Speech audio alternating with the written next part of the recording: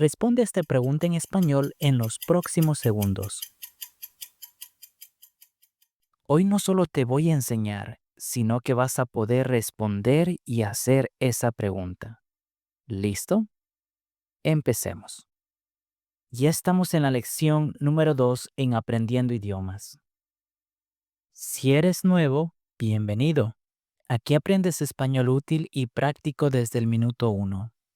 Hoy tu misión es preguntar de dónde son los demás. La frase es la siguiente.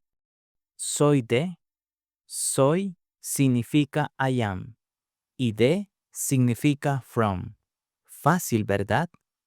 Por ejemplo, yo digo, soy de Ecuador. Imagina que le preguntas a un amigo, él te dice, soy de Colombia. Ahora es tu turno. Di en voz alta, soy de y el nombre de tu país. Soy de Estados Unidos. Soy de Brasil. Soy de Italia. Excelente. Ahora, ¿cómo le preguntas a alguien? Si es un amigo o alguien de tu edad, es súper informal. ¿De dónde eres?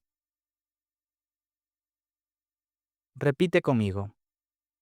¿De dónde eres? Y si es alguien mayor, una persona importante o en un contexto formal, usas usted. ¿De dónde es usted? Vamos a escuchar un diálogo. ¿De dónde eres? Soy de Colombia. ¿Y tú? Soy de Ecuador. ¿Ves? Así de simple. Ya tienes una conversación. Vamos a repasar rápido. Te digo la frase en inglés, tú la dices en español antes de que aparezca la respuesta. I'm from Mexico. Soy de México. Where are you from? ¿De dónde eres? Where are you from? ¿De dónde es usted?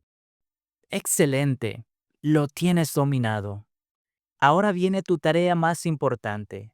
Escribe en los comentarios soy de y el país. Por ejemplo, escribe soy de Francia o soy de Japón. Yo personalmente voy a estar leyendo y respondiendo todos los comentarios. Quiero saber de qué parte del mundo nos ves. Increíble. En solo unos pocos minutos aprendiste a preguntar de dónde es alguien. Y si no sabes cómo presentarte, te invito a ver la primera lección. Y en la próxima lección aprenderás algo que usarás en cada conversación. Cómo despedirte como un verdadero nativo. No te lo pierdas.